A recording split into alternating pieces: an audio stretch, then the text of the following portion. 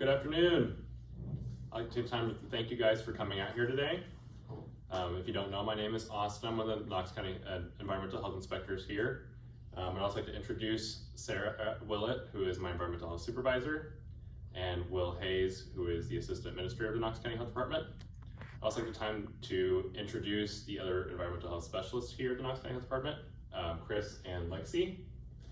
So the reason we're here today is to discuss the upcoming changes with the adoption of Illinois' food code the FDA Food Code 2022 and the Illinois ADM code. Okay.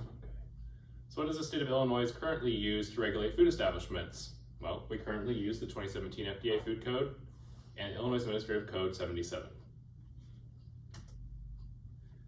Some of the definitions that have changed with the Illinois Administrative Code is ACT, which means the Illinois Food, Drug, and Cosmetic Act, or Certified Food Protection Manager, which means a person who has passed the required information through an accredited program. Children's meal, which is a combination of food items set at an intended price to be consumed by children. Hazard Analysis Critical Control Point, or HACCP, which means a systematic approach to identifying, evaluating, and controlling food safety hazards. A lot of you may know the term potentially hazardous foods. This term has been removed and is now time temperature control for safety foods. One of the ways that the local health authority regulates food establishments is by prioritizing them by risk categories.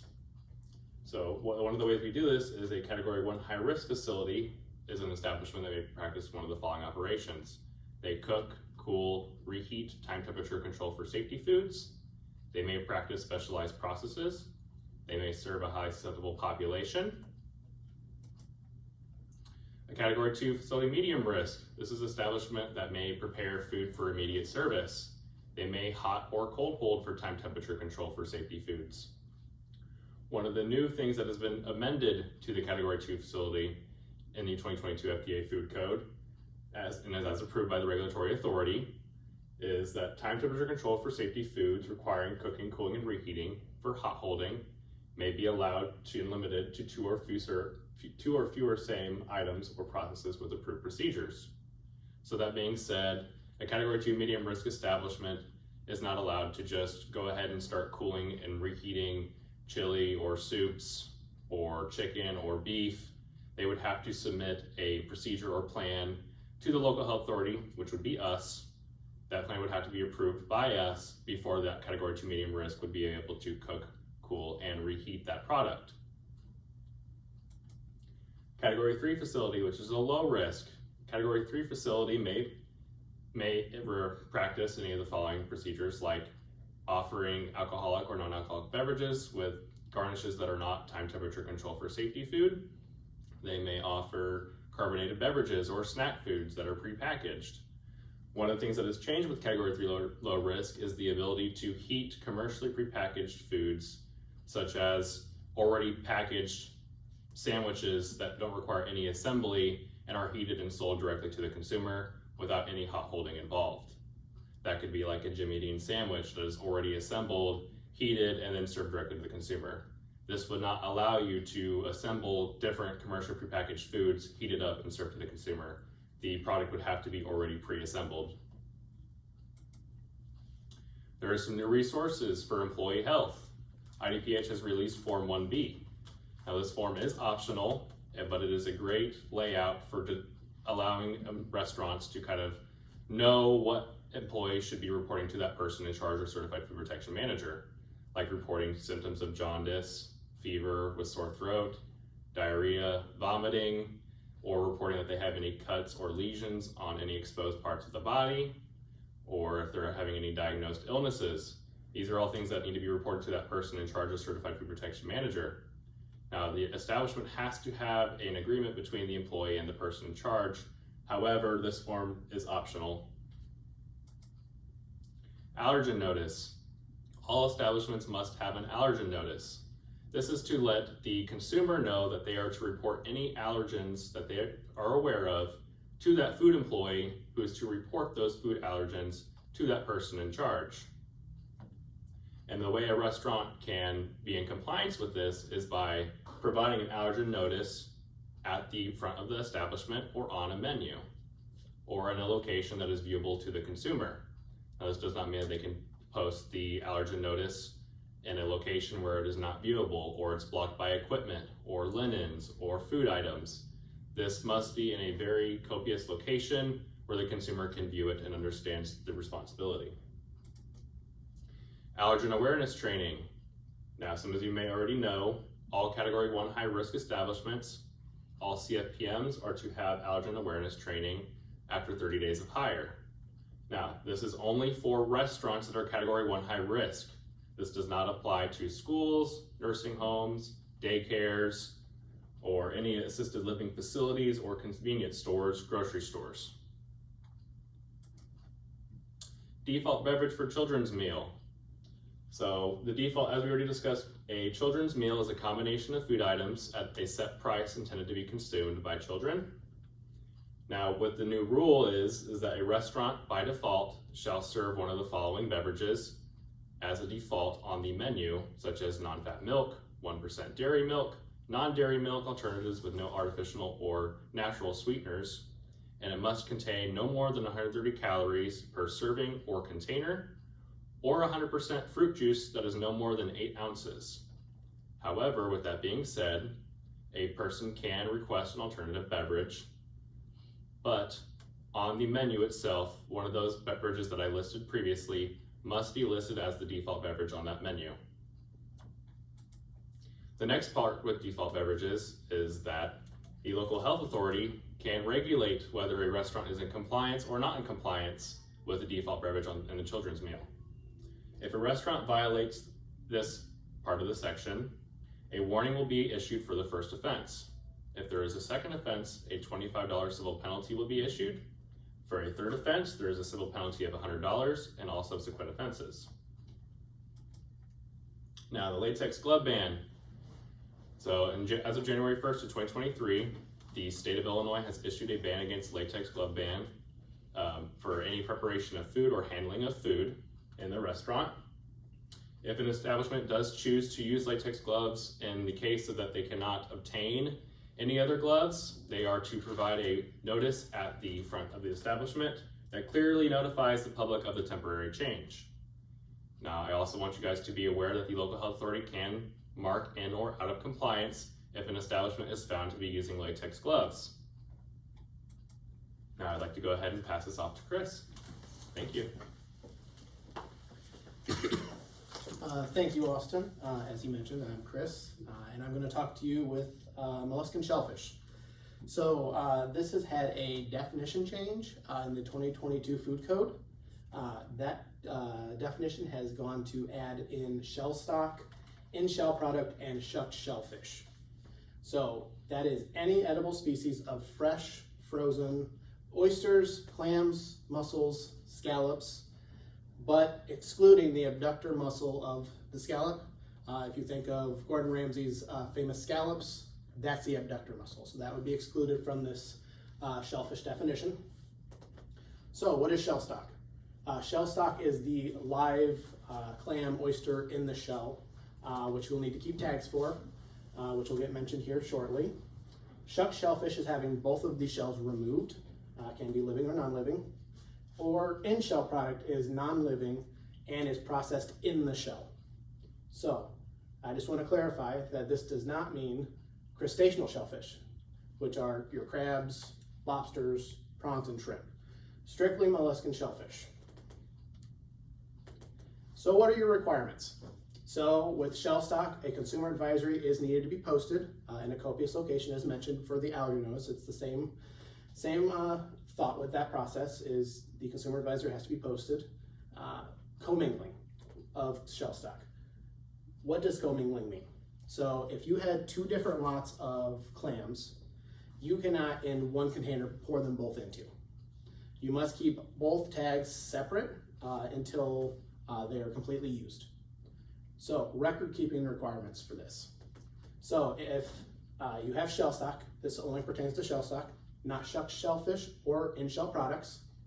They are to be kept with a tag label, and now newly added, an invoice can also be used. Now an invoice isn't necessarily the receipt The invoice has 7 items that need to be covered in that to count. So here are your requirements for a shell stock invoice.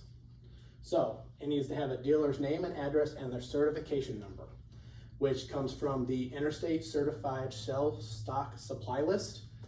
That lets you know it's an approved source and that they have gone through all of the regiments to be registered. The harvest area and harvest date to be able to trace back if there is ever an outbreak or an illness. The type and quantity that you ordered, sell by or best used by date on the product.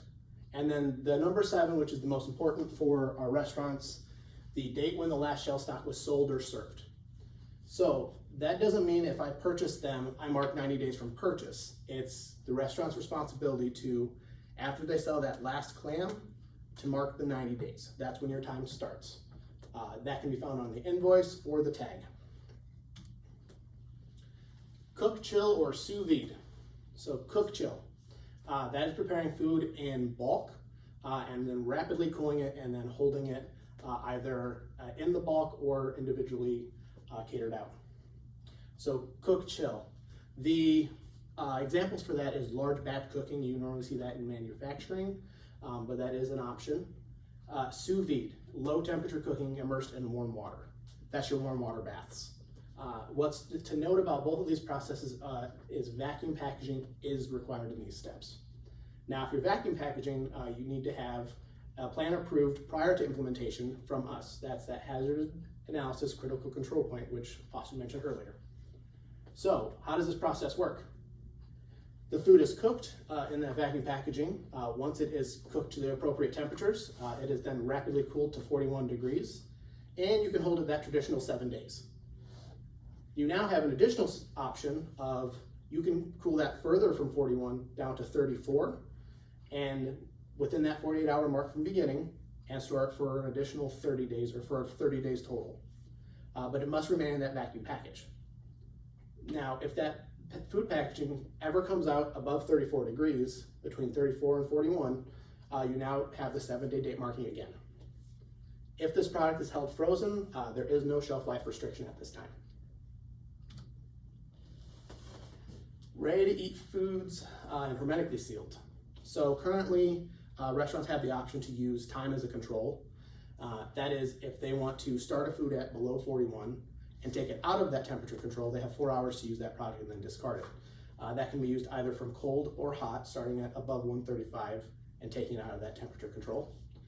But now we have an additional time option for 70 degrees with some stipulations. So if you have a ready-to-eat fruit or vegetable and it is cut, you now make it a TCS food. So an example is a tomato.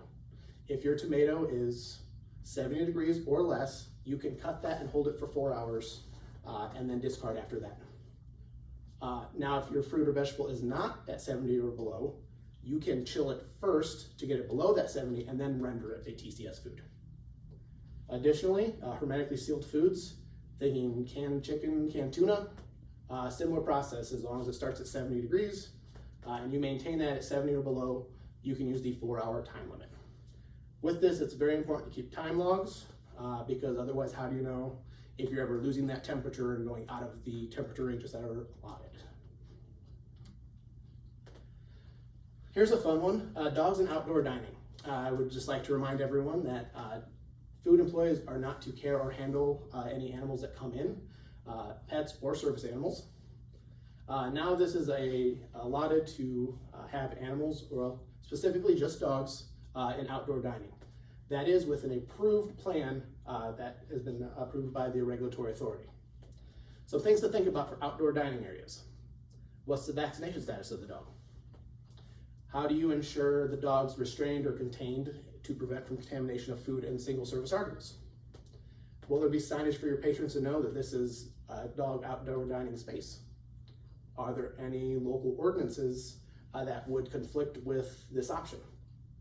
Are you preparing or serving food to that dog? How do you maintain cleanliness if there is a mess, and who is responsible for cleaning that mess? And then what is the protocol for dogs if they are menacing, threatening, or do bite another dog or person? These are all things that you would want to put into consideration when developing a plan to submit to us for approval And I cannot stress that enough, that that is for approval first. We don't want to just see dogs in outdoor dining. But with that, I will pass it over to Lexi. Okay. Thanks, Chris. Okay, and like he said, my name is Lexi, and I know Austin touched a little bit about allergens, but we're gonna jump back into allergens. So, allergens, previously there were 8 major food allergens. They had milk, egg, fish, crustacean shellfish, tree nuts, peanuts, wheat, and soybeans as the initial 8, but now we're adding in a 9th major food allergen, which is sesame. Now one of the big changes with allergens is that all employees must be able to describe the major food allergens along with the symptoms of an allergic reaction. This is different than what Austin talked about when he said that high-risk facilities, their certified food managers needed that allergen awareness training. This is stating that all your employees need to know these allergens. Another big change would be labeling major food allergens.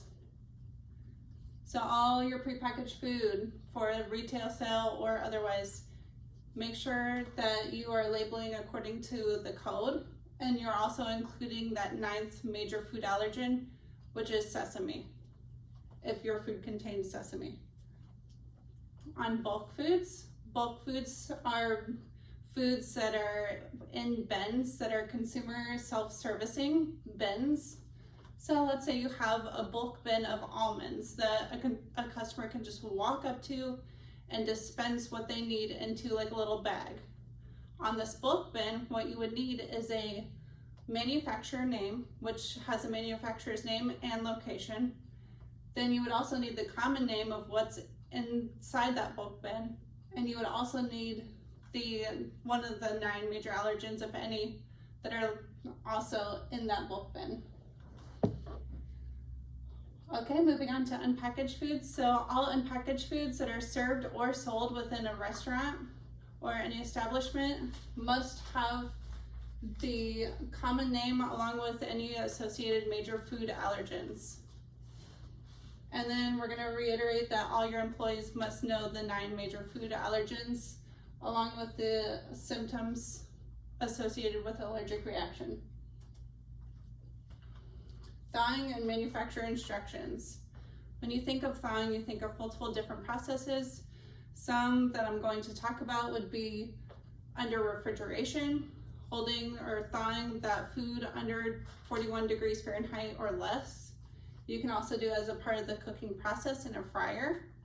You could do it in a microwave if you intend to cook that food directly after. And then you can also submerge the food you intend to thaw under running water that is less than 70 degrees Fahrenheit. So what has changed? Now the PIC, the person in charge, needs to ensure that all the employees are monitoring thawing processes in the food establishment. Why would this matter? So if you think about submerging and running potable water at 70 degrees or less, there's a lot of variable temperature play, and you want to ensure that your employees are keeping accurate temperature logs or thawing logs when doing so. Manufacturer cooking instructions. If you get commercially prepackaged food and it has manufacturer cooking instructions, you want to make sure you're cooking to those instructions before you serve. For example, if you have a bag of frozen peas and on the back of the bag of that frozen peas it says you must cook to 165 degrees Fahrenheit before serving, that's what you must do.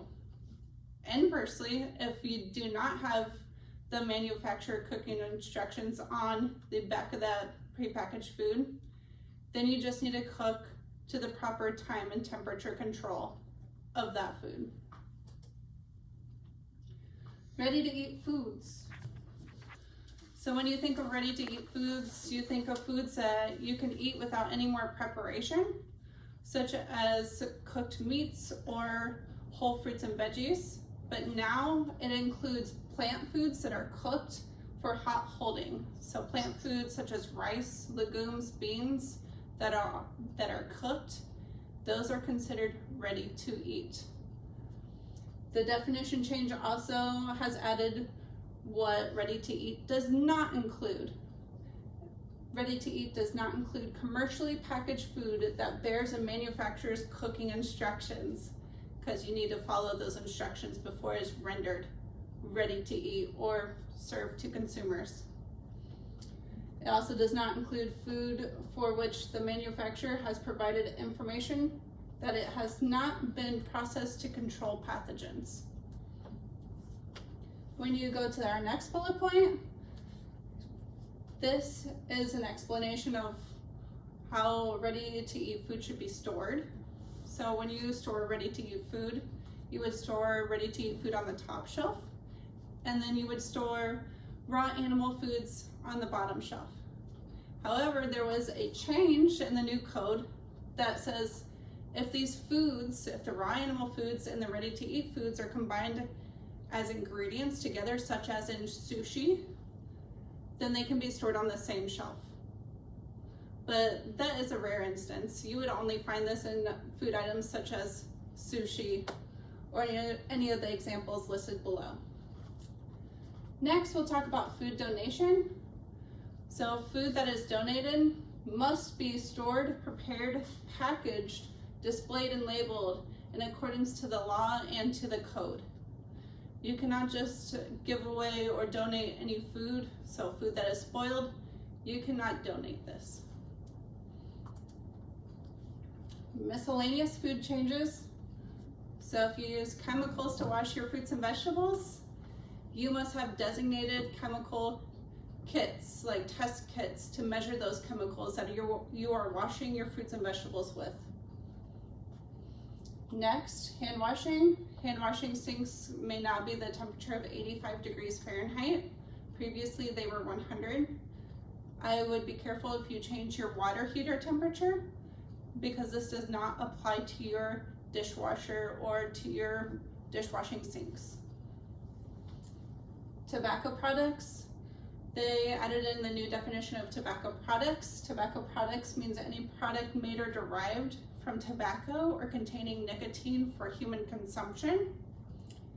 And these tobacco products are not allowed around fuels or food, utensils, equipment, linens, or single service items. Likewise, toxic chemicals. So containers used for toxic chemicals cannot also be used for food, utensils, equipment, linen, and single service items. You cannot take a bucket that had previously sanitizer water, dump that sanitizer water out, and use it to carry ice, or use it to carry utensils such as forks and spoons. Okay, any questions?